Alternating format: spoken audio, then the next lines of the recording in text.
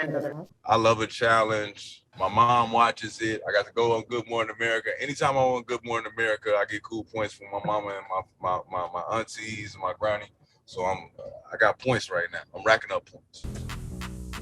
Mimic you only if I like you. I can't help you there. Beautiful melanin goddess that's before me. Hello. On this episode of Another Act, I talk with basketball star Iman Shumpert about dancing, acting, and the tea on reality TV. All right, you gotta take me back to how Dancing with the Stars came to you in the first place, and what were your immediate thoughts when they said, we want you to do this show? A lot of excitement. Yeah. Much more excited than I initially got.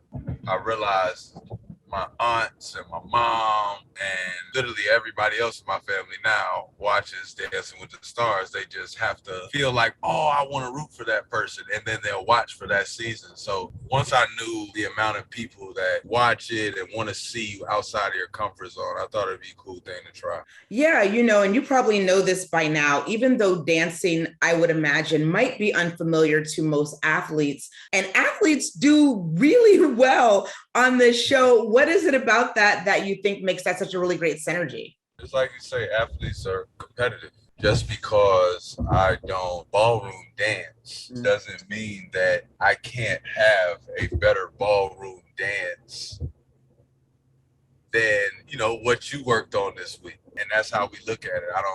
I've always played basketball with a certain intent and with the mindset that I don't have to be that good. I just have to be better than you for 48 minutes. I just have to perform well today. When you could break things down like that and then eventually break things down into quarters and break things down into timeouts, that's when you start to really master your craft. And I think as an athlete, knowing those things, it's the same thing looking at a dance competition. I'm going to see what I got up against me, see where my strong suits are, see how they calling it, giving the scores out, then developing in your mind a game plan. Just break things down and take it one dance at a time, even though they threw two at me this week. But that's okay. Now, here's where you have a little bit of a competitive edge, maybe, over some of the other contestants, is that you're married to a dancer. Or how has that been helpful for you so far at this point in the journey? Her dancing background is kind of like mine. We don't really have a actual dance background. She probably wouldn't spend a year going to a dance school, but she can pick up as much as she can and use it in her own expression. With talking to my wife, I don't get that vibe that I get from Daniella. Daniella's very, can't do that. She's very strict. Like, all right, proper footwork. And Teyana's usually like, you're going to get that, just a lot of practice, keep doing it, stay in the mirror doing it. And her thing is more work on the faces and the energy, work on the sell, the performing. She's like, because once you can perform, you'll be surprised that that you smile at this part, you breathe in on this part, you stand tall on this part. She's like, that is what's going to put you in the right positions and hit those steps on point. So I think I just trying to take those two, blend their heads together and try and call it Iman's thoughts. Yeah. Now, you're a world champion in the world of professional sports. Congratulations on that. And you're That sounds good, don't it? It sounds really good. It sounds really good. I ain't gonna lie to you. It sounds smooth when you say it. All right, go ahead. And now you're competing for that Mirrorball trophy. What would it communicate to you if you also collected that pretty bauble as well? I didn't sit idle. I've watched a lot of players, hit this time around the time that what I'm hitting, where it's like, oh, a team didn't call. It's like, I'm going to train. I'm going to stay on point. But after a while, those calls don't come. And it's like, what do I do now? Everybody gets to those points. And I think it was good that though I'm still training and being hopeful and constantly trying to poke at teams that I feel like I can help and say, hey, man, I'm available. I also can't stray away from, every day we get older. You know what I mean? opportunities are going to come in and out. And I watched The Pursuit of Happiness the other day. You know that joke he tells me, the boat goes fast, and you like, oh no, God's going to save me. God's going to save me. And you just don't say yes to these opportunities. And I'm like, I get all these opportunities to do all these things. I'm literally saying no to all these opportunities to quote unquote prove to somebody I love basketball. The most dominant thing in my life is basketball. And it's like, that, though that's not a lie, it's like if you can't believe that by me being able to play basketball in the NBA, I can't help you there. You know what I'm saying? But I can't say no to opportunities because I'm proving it. If I don't want to do it, cool. But it was like people were starting to ask me like, well, why not?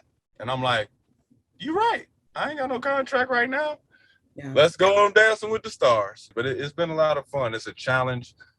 I love a challenge. My mom watches it. I got to go on Good Morning America. Anytime I'm on Good Morning America, I get cool points from my mama and my aunties and my granny. So I got points right now. I'm racking up points. Yeah. You know, you bring up a really great point because, of course, if you continue, you know, in this competition, it's going to run right into the beginning of NBA season. Was it difficult for you to make that decision to do this show because you are hoping to get that phone call to contribute to a team for this upcoming season? And walk me through what that was like for you. It was nerve-wracking for me. That was, you know, that's usually my first question. I believe Dancing with the Stars was completely understanding to the fact that that could possibly happen. To my surprise, they were really open to it and saying, even if that was to help them just seeing my face and saying, oh, I forgot he available. You know, if that would help, that they would still want me to come on the show. So, I mean, that was cool just for them to say, we want you to come. We totally understand the situation. We're not saying you're hanging your shoes up for good, but if you want to come along, it's worked out, man. They put me with the right partner. I think we're going to be doing pretty good. I think so too. You know, if you do put your basketball shoes back on, is there a team that you're eyeballing that you think you could fit in quite well? I'll tell you one thing. I miss playing for the Sacramento Kings. I really do miss that. Really? Why is that? That was it was just a fun time. We had a good mix of guys. We knew each other really well. We hung out on and off the court. I don't know. It was the youngest team I had been on and the closest knit in that regard. I was the older guy, and I'm always with a younger energy. If you have me as your veteran, that young energy sort of flowed through the city. And I just liked what we had going. I understood the business move of it. I understood Houston coming to get me, but I really do miss playing for Sacramento. It was a good city too. Now, you just aren't popping up on our TV screens for Dancing with the Stars. You also are dipping your toe in acting. I mean, we've seen you in a couple of different series so far. I remember being pleasantly caught off guard to see you in The Chi. I was like, wait, hold up. He's in this? That's amazing. Tell me about those acting ambitions. Is that something that you're hoping to do more of? And if so, what types of roles are you looking for in the future? Acting was always something that people wanted me to do. I always have been sort of an animated person. I've always done a ton of impressions. Once I sort of take on your energy for a while, I mimic you only if I like you. You know what I mean? I usually don't mimic people I don't like. Okay. So if I mimic you, I like you. But I would do, little imitations of people, and I would be able to go into character pretty well. And, I guess I just sort of did it around the right people. Lena Waithe was, you've seen how many things she has her hands in right now. Her being just a hometown kid. We had hung out other times, never really talked anything like that. I went in there and did an audition. She didn't know that I was coming in there to do the audition, and they called right away because Lena's like, Iman did it? Like, she like, dude, when was you gonna tell me you was gonna go in there and do an audition? She like, gee, like, what? You gonna do that now? She like, I thought you was about to go back and play, so I wasn't even gonna offer something to you like that. I'm like, well, I was in LA. I didn't have a contract, and they was like, do you want to try and do this? And I was like, I'm literally not doing anything. I'll try it.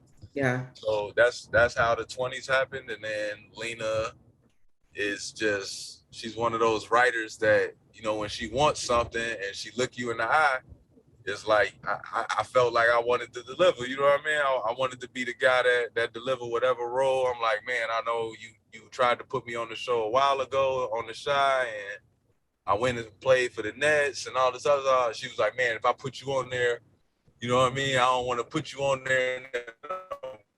I don't want nothing to happen like that.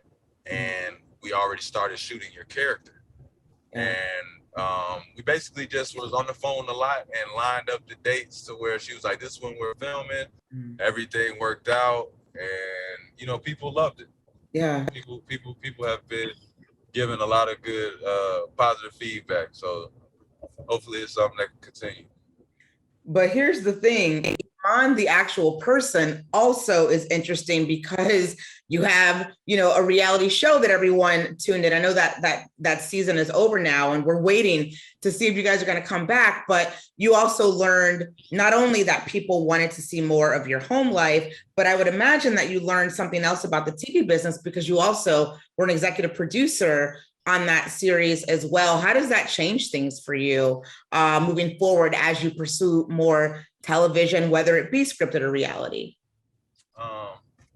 I think that being behind the scenes, you start to understand goals. You start to understand what's the point of this? How do we save money to put the budget into something that can enhance the show rather than stuff that we're doing just to pad the time allotted, so to speak.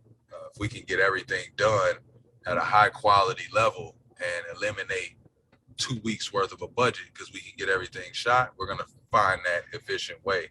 That's always been me and my wife. So I think us trying to put that hat on and trusting us to be a part of that, it just helps us have more of a voice so where we don't feel like somebody's just sort of pointing there and saying, stand there.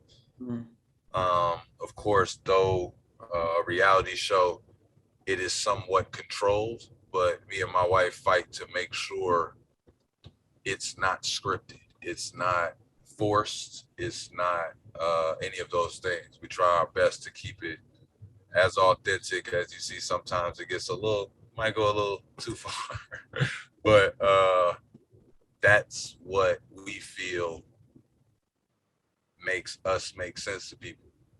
Until you watch the show and really sit in, you wouldn't even all the way understand.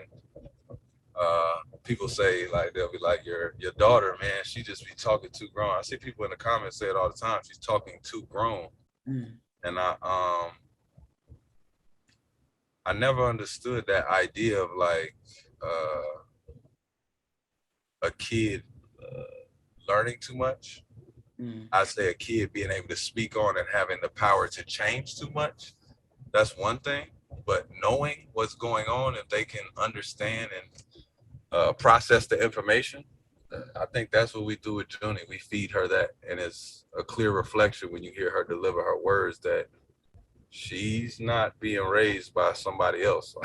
We really are with that kid all the time. She really is with her parents all the time. So there's times that she may take a certain mannerism. She may take a certain voice inflection that, you know, it might sound like, where would a kid hear that? And it's like, he hang with our kid a whole lot. You know what I mean? And she's around for the business talks. She's around for the rehearsals, the practices, the sad, the happy, the all of it. So, you know, there's times that you see the rawness, and I'm just happy that, you know, America can clap for it as opposed to have too many conversations thinking that we have an issue with how our daughter speaks, because we love it. I love to hear it. Thank you so much for talking to me today. I really appreciate you. And I can't wait to see you more on my TV screen, whether you are acting, dancing, or playing basketball. Thank you so much for doing this today. I appreciate you.